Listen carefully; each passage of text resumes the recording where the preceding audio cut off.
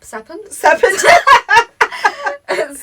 episode of our podcast, and this podcast we're going to be talking about Black History Month, as it's the month of October, and we've been really inspired by some things about our culture and our heritage. Yeah. And we want to talk about some of our experiences, and also some people that have inspired us along the way. Yeah. So you might hear this month a couple of different topics. Maybe it could be artists that we were really inspired about. We've said that we are both creatives. We do creativity in different forms. Poetry, art. And it's one of the things that we actually bonded over. It's actually a funny story in how me and Asha got into poetry. It was our goofiness. Like, we were just being goofy, messing around, and we had a little bug infestation in our home, and we just decided to do a little poem about it. But I think that's, to be honest, for me, that was the moment I realised that, I actually really enjoy this, and it was a different dynamic of actually doing something fun with someone else. And I think that, to be honest, that night, I felt like, okay, yeah, we're friends. Yeah, because we just got on, like, and we were able to just be playful. Yeah. And I think that's, like, who we truly are, like, playful people, so. I feel like that was a moment for me that solidified, like, yeah, this person is my friend. She's not just a housemate. Like, even if she moves out, I know I'd still be, like, chatting to this person. So, we thought, I thought she was hesitant, but I thought it would just be fun. I was like, should we share? I was like, let's share. It's cute. I like it. So, backstory was, at this time, we had a mouse in the house and a cricket on the loose. On the loose. I did not want to believe that we had a cricket in the house, because I was like, where? In England, in the middle of a city? It's pretty rare. Where's a cricket coming from? We found out where from our neighbours who seem to have snakes and all sorts, dogs, everything. They've got a whole zoo next door, and some of this cricket must have travelled up the pipe or under the doors. I don't know. Ended up in a house, but we were just laughing about it, and we randomly decided to create a little poem, and it's called Pippin the Cricket. So take it away. I'll take it away. There once was a mouse that lived in a house, who climbed the pipes late at night. One of those nights, something was different. Stuart the mouse met Pippin the cricket. The cricket wanted to explore and get to the next floor, but struggled to get up those pipes late that night. Pippin's wings were icy cold, and his toes were too. He could not jump up those pipes like he normally would. The frosty cold engulfed his toes. Pippin realised to become warm he needed to get to the next floor. He sat and thought, how could he explore the very next floor without a helping hand to get to this exciting land? Then out of nowhere, Stuart arrived. He was surprised to find a cricket in front of his eyes. He's never seen a cricket before, but maybe he could be the one who could help him to get to the next floor.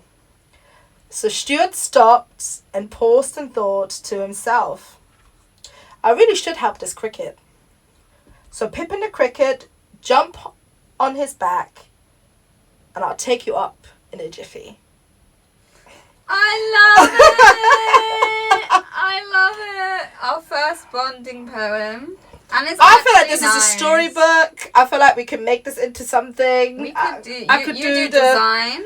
I could do the drawing. Draw something. To be fair, I think when we wrote this, we thought about this. We were like, we could create a children's book and sell it. And our minds were going all everywhere. But I think the significance of this was that we actually realised we had such a shared interest in like poetry, which kind of took us on a bit of a journey together for the last.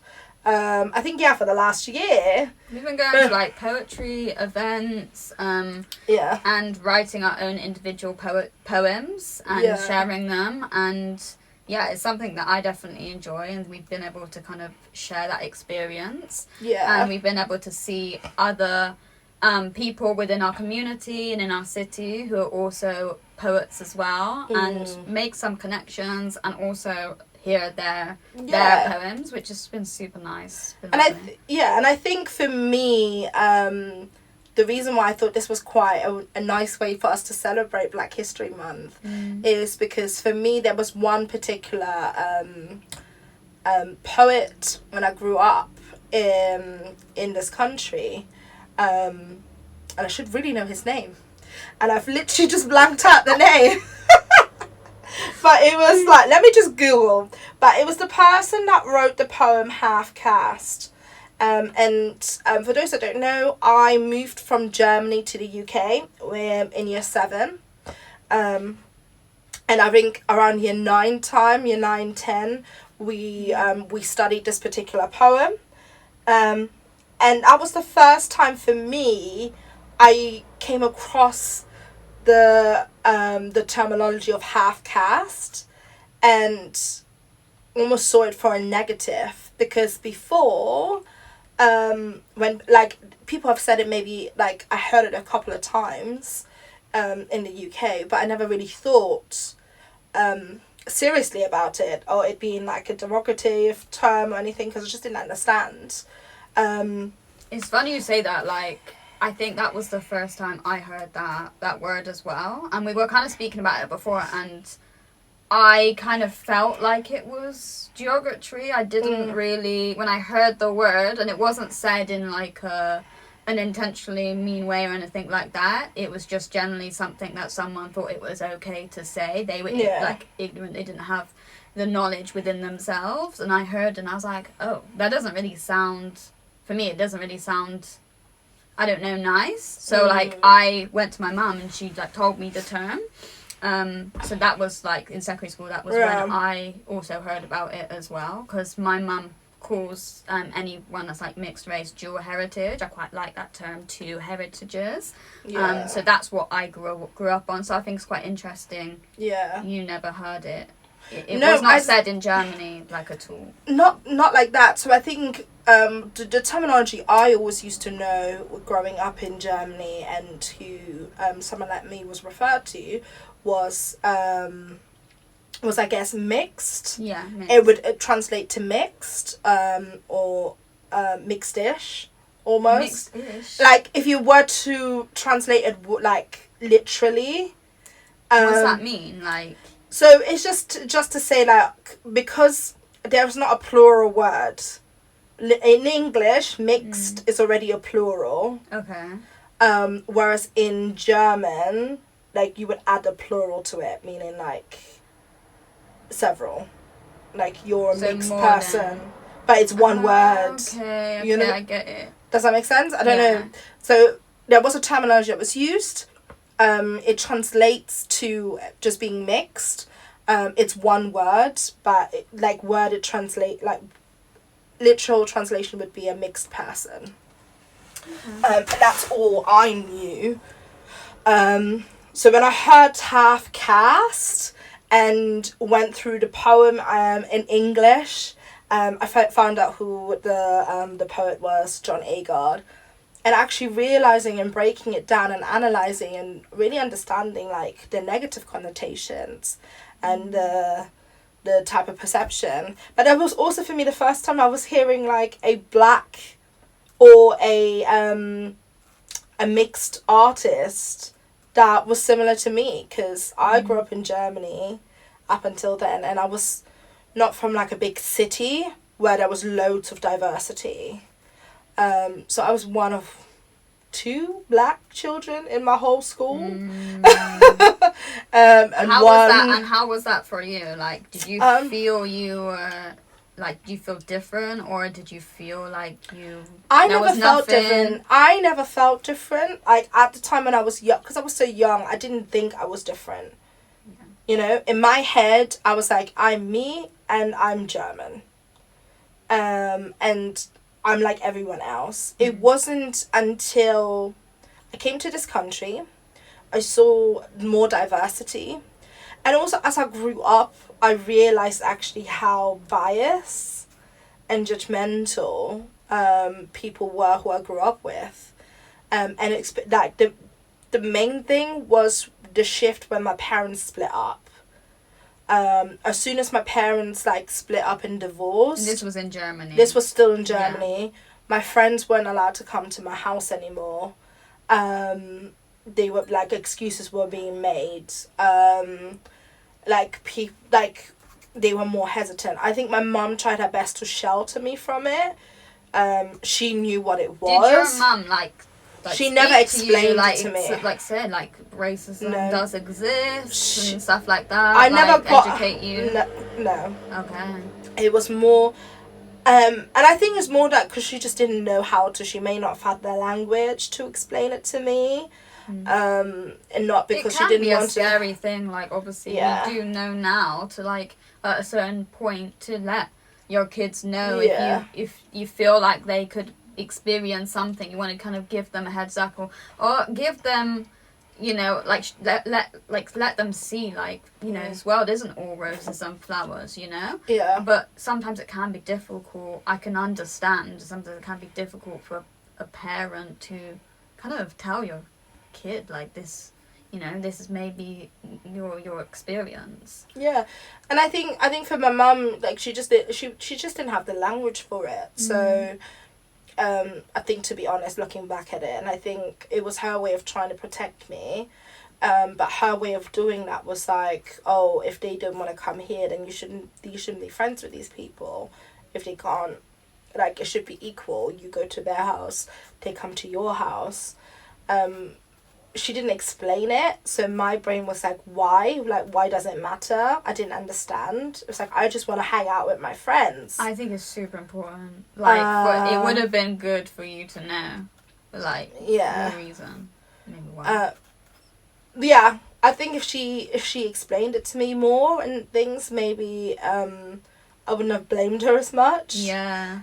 Growing up, like, caused me I probably wouldn't have felt that she was some part of the reason as to why I started losing friends. It wasn't her. It was literally them. But she was trying to protect you. So. Yeah, because I think the most significant experience I ended up having, and now looking back at it, I do realise it probably was in relation to my race, or my mum more so, being a black African woman, was I invited a bunch of my friends from school for my birthday party, and only one person turned up. Everyone else made excuses. Again, this was post my parents having split up, so at that time it was just your mum in the household. Yes. Not that my parents didn't communicate or anything like that, but that was how the arrangement was, and everyone just didn't want to come. It wasn't explicitly said. I think my mum knew the reason behind it, but the person, I never forget my friend who did come. So it was two sisters. The mum was so lovely. My mum actually really loved her because she was just so kind. She was such a kind-hearted woman, and her daughters were exactly the same as well. So in hindsight, I had some really great connections regardless, because the friendship I did retain were very precious, and they were healthy ones, because at least those were people that weren't looking at me differently. And I think that's a reason for Black History Month. It is to celebrate kind of some things what people have gone through, but also how we can move forward, like how we and like celebrate like how far people have come through hard circumstances and these kind of personal situations as well, not just a systematic thing.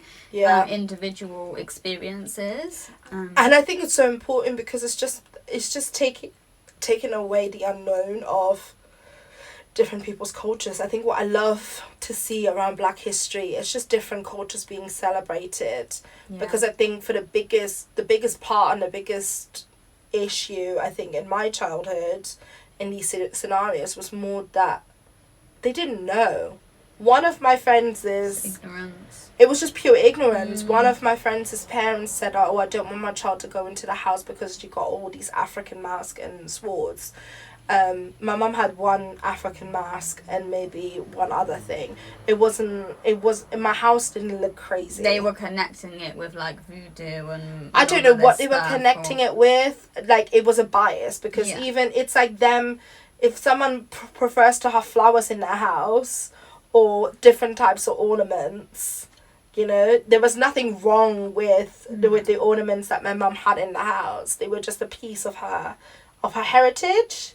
And they didn't know anything about that. They didn't know anything about it, and it was such an ignorant comment to make. My mum didn't obviously tell me. My friend ended up telling me.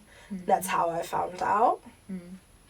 I can't even remember if I argued, but but yeah. So I think it's really important just to. I do think that this month is important. It is about celebrating like Black history, celebrating about the people that came before us, that kind of trailblazed, almost made a way for the next generation and the generations to come. And I think it's so multidimensional now as well, being that mixed heritage. Yeah, there's so many more layers there. So I think we thought what would be nice. I think we both had poems around us when we were going through our identity journey, isn't it? Yeah, just our personal experiences about things through our life, connected to who we are, our heritages. And shall I? Yeah, actually, do you want to share your poem Shall I share it? Okay. Yeah. Do I need to give context before? No, I think go for it. Okay. And then you can explain it after. Okay.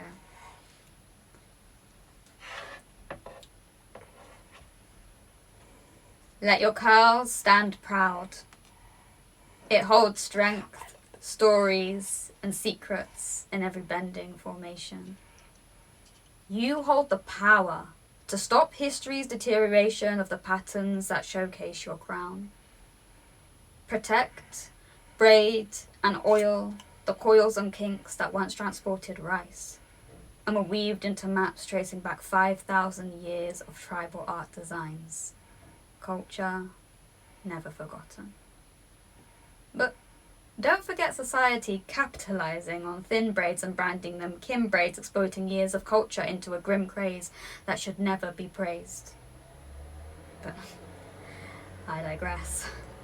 Locks worn to protest, locks worn for spirituality and pride, known to keep and hold energy from within. Our follicles are deep-rooted in nature's hearts. Water, its main desire for hydration. Avoiding flakes or brittle strands, we coat with aloe and pluck rosemary to soothe the surface. Mother Nature will provide. Mother Nature is your guide. Mother Nature never lied. Providing the ingredients you need for your hair. Don't let these companies fool you. Be wary of those products that contain cancer-causing chemicals. Be careful what you let seep into your skin. Toxins are a sin that'll run deep within the veins of your next line of kin.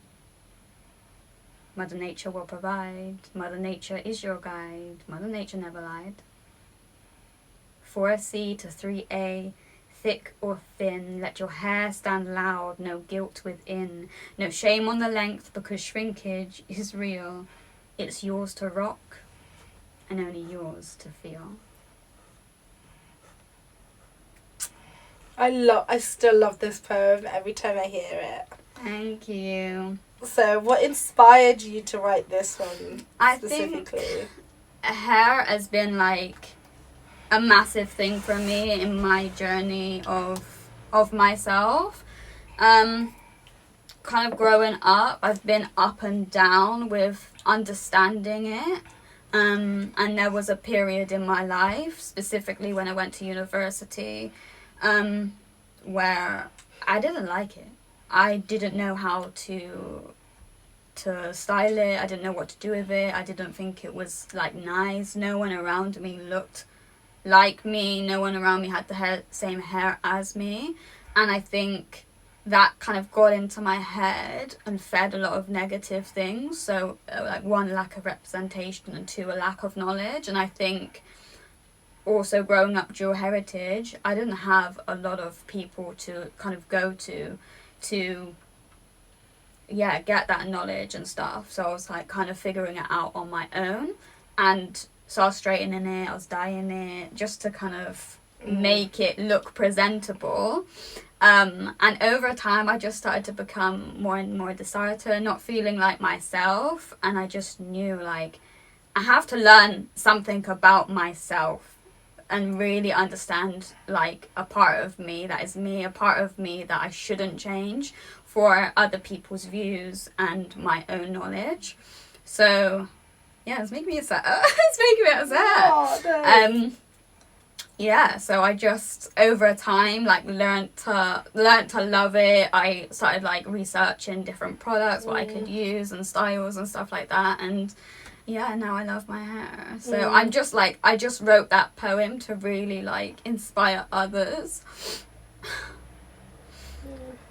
To really inspire others to love themselves, like part of themselves. And I think that's really a big thing with like ethnic people, where that's maybe been looked down upon, or they don't love that about themselves because they're surrounded by people that may not look like them, or they've been told like from younger to relax their hair or whatever, where it's not been something that's been praised, and that I just have spent so many years praising it from myself and from other people as well. So I feel like, to be honest, that most black women or women of dual heritage have a story probably surrounding their hair, where it's been a significant part in shaping their identity.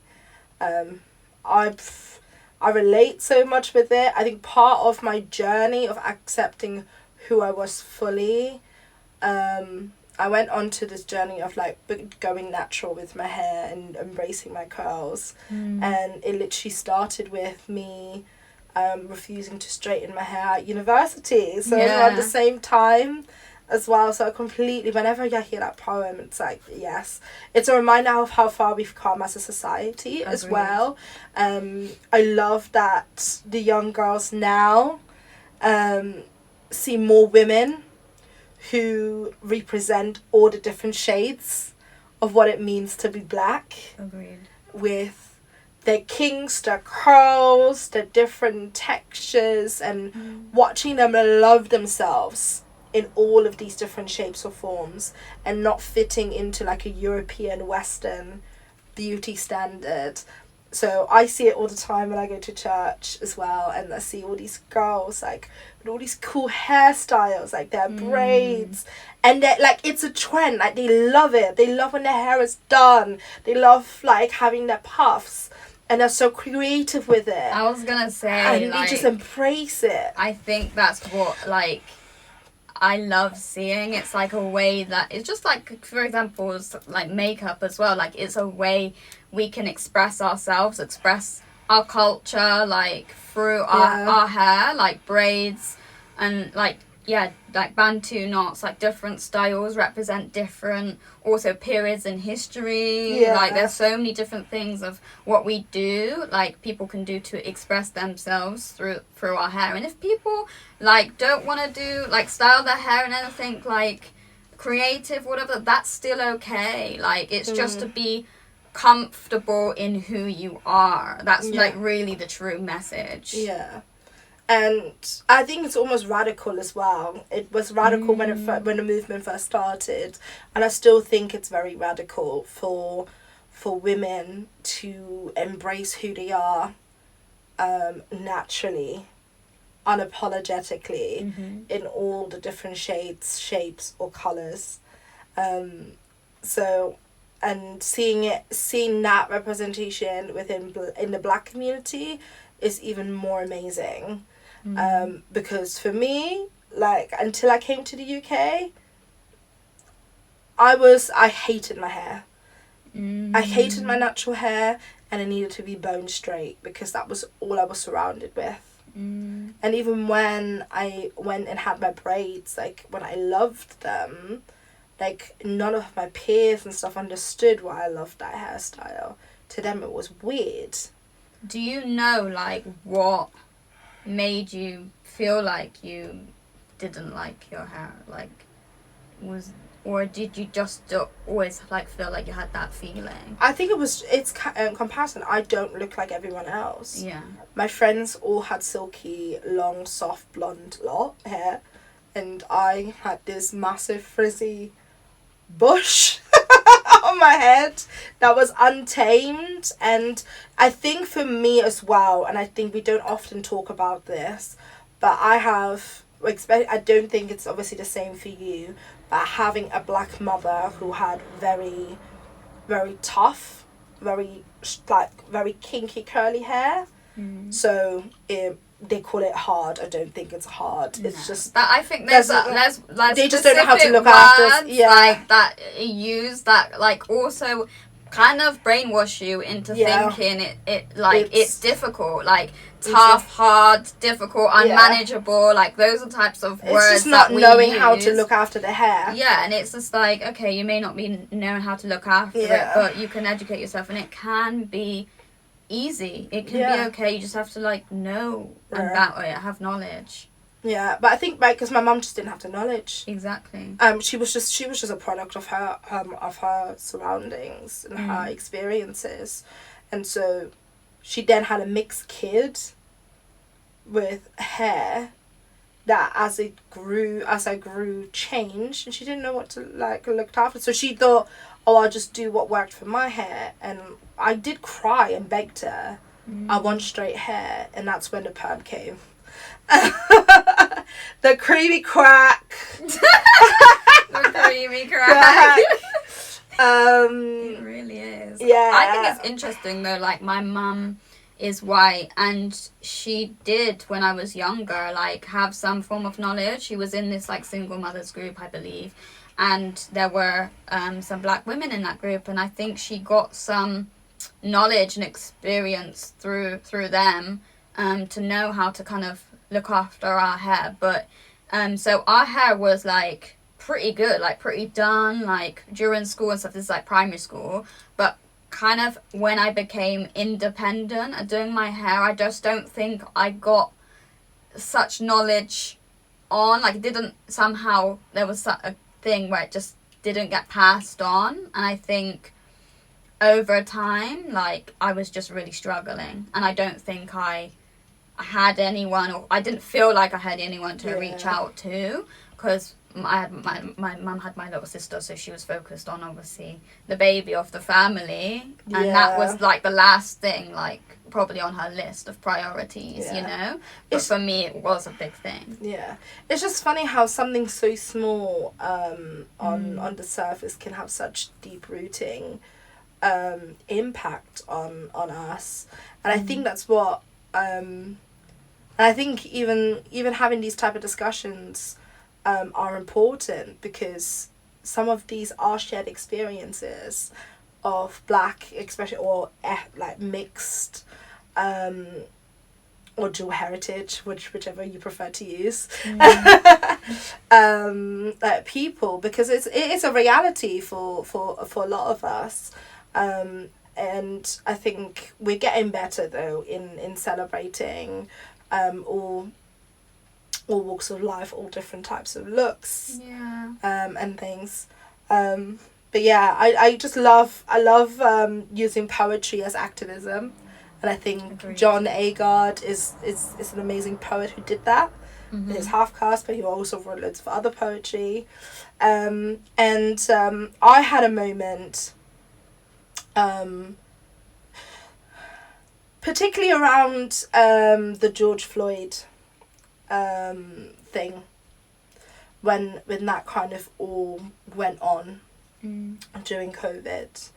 And I think that in itself, for the first time, even made me evaluate and look at the world even more deeply and differently, and even question some of my friendships or have like some of these hard conversations with some of the people that I was close with, because there was something so significant in that.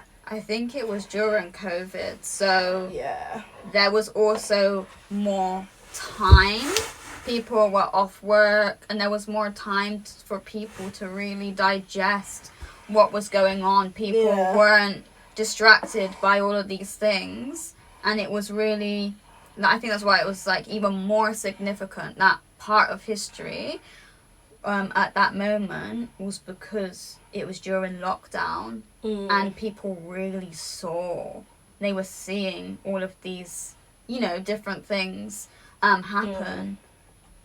Yeah. And I think I didn't know how to process this. I think there was a lot of division that I myself, as a mixed person, really struggled with, because it's almost like I saw in front of my eyes almost like the world split in half, and it became black and white against each other. Did you think? Really? That's what I felt, like some of the narratives. And I think for me there was parts that I was struggling with, because like I've never not identified with both of my heritages. I've never been that person. I've always embraced both parts of my heritage. Did that period, like the George Floyd period, make you question or like become confused of your heritages? Yes, like, I'm not saying that certain parts of my heritage was not wrong, anything. I did pull into question. I've always had questions around that. Okay. But I think what hurt me the more and made me more confused was the division. It was more so that it almost felt like, I think the gap felt even like so much larger, or maybe it became more obvious. Yeah. It might have always been there, but for the first time, it became very real and very obvious to me. And that could just be in my own little bubble. And I think I really struggled to articulate like even my emotions around it, because I think I'm such a people person. You know, I generally am not one that looks at people from an outside perspective. I really generally am someone that really focuses on the heart of someone, like what's your heart. And so I tend to bypass all the aesthetics automatically in that. It's not something that's at the forefront of my mind, you know, when I meet people, when I just speak to people, because I'm more interested in who they are as a person, like what makes them the individual that they are. We shouldn't be. We shouldn't look at someone and, you know, and think such things. We make assumptions. Yeah, like make assumptions. Yeah. Or judgments of a visual. Yeah. But yeah, so I had very conflicting emotions, because I was like, we were having discussions around it, and I just didn't know how to feel, because it was almost, in some sense, some of the people that were black were like, well, what side are you on? And I'm like, I'm not on either side. It's not a Twilight thing, like, oh, I know, but yeah, but there some of the narratives, like, it did go into that. It might not happen for you, but that was some part of my narratives, and what I was seeing was people were like, well, if you're not with us, then you're a sellout, and all sorts of that kind of thing. It was more so about like understanding reasons of things, like, and understanding such things like words like white privilege and those, like, and having hard conversations. Like, I think that's something that a lot of people, maybe including yourself, like, that people did struggle with people in their lives, that, you know, to explain certain terms, I think that came after, but I think in the heights, in the very heights of the moment, when that video was circulating and people were reacting, it was all over the place, and that wasn't the reality. People weren't in that space. People were grieving, and the fact that it's like, there was People were parts of angry. me, people were angry, but there was parts of me, I was grieving, I was angry, I could see the injustice, and I did feel deeply about it, but I couldn't put it to words, and I ended up writing a poem, actually. It was one of the nights where I was like, I don't even know, like, I didn't want to buy into the campaign necessarily, because that to me felt like another institution. I think that was after as well. Yeah. The whole the campaign of Black Lives Matter. Yeah. Yeah. Like, I didn't want to buy into the campaign, because even the manifesto that was put out was like, I don't agree with the manifesto in itself, but I do agree with the statement. Of course. And so there was there was partly also my confliction, because some people were simplifying it very much. It was like, you either stand for the campaign or you're against it. But I was like, I'm not with the manifesto, but I do believe in the mission of equality. I don't think I truly had that, it was very political institution, like that politicalness of Black Lives Matter in my world. Like, for me, when I heard Black Lives Matter, I heard it is the very simple term, and I spoke about that in a very simple term of what that actually truly meant. No, I was looking at it like there was a lot of like political conversations around it, but I think this is where my confliction happened as well. In parts, it was like, well, I am with it, but I'm also not, because I don't buy into I'm not someone that buys into institutions. The only person that I follow is Jesus. That's fair. And you could come for me in the comments about, but church is an institution. That's not what I said. I said the only person I follow is Jesus. But I ended up writing a poem, and I thought it might be fitting to share with the theme of Black history. And the title is Black Lives Matter. But Black Lives Matter. It's not that we don't agree with you, but we matter too. This is not about our neighbours not agreeing with us. This is about the system that has profited from enslaving us. The history has been written, but yet left untold. Why is it that when we speak about the true events, some of you grow cold? Can you not see that the pain runs deep when we are told that our ancestors were sold? Like cattle in a market and displayed like clowns. Our features were laughed at and made fun of. Our bones broken and bodies worked to death. And when no use was left, we were tossed out like old bread. And yet we're told to get over it. It's in the past, stop repeating it. Yet figures of slave traders stand in the towns that we grow up in like trophies declaring an evil victory.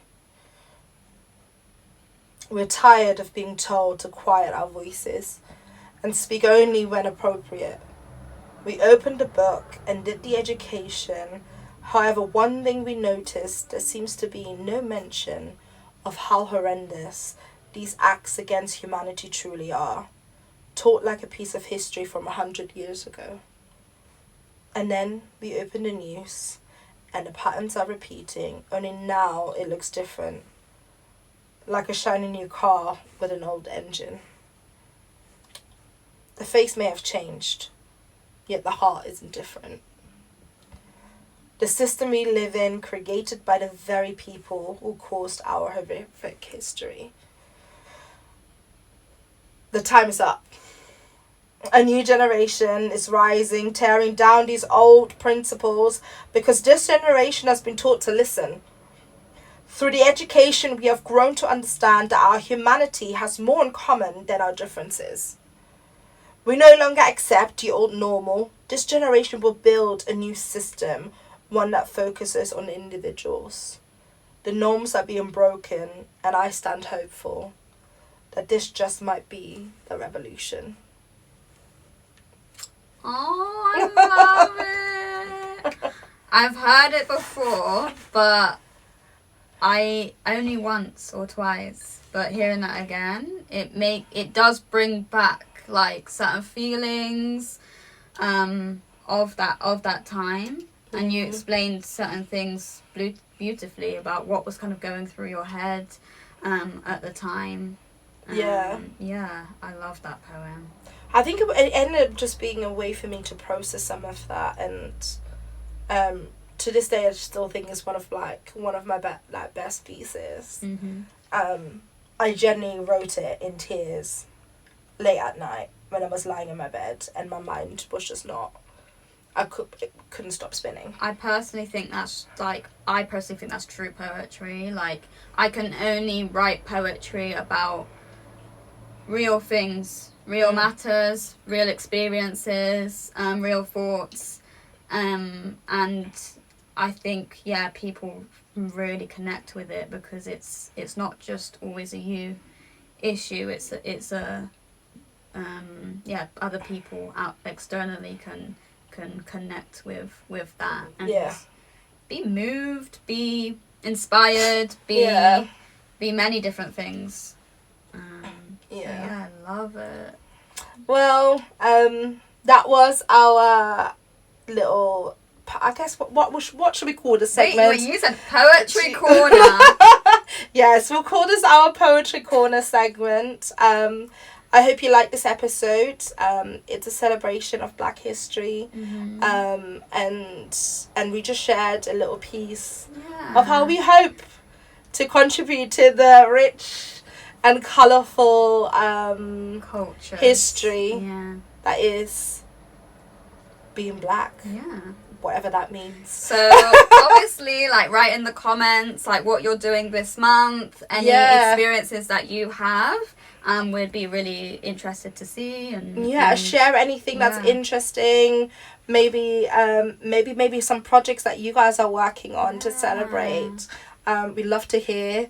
And let us know where you're from. Yeah. We want to know where you're from. Put a little flag. Yeah, let us know. No, actually, no, I'm really terrible at flags. Yeah. Just write down.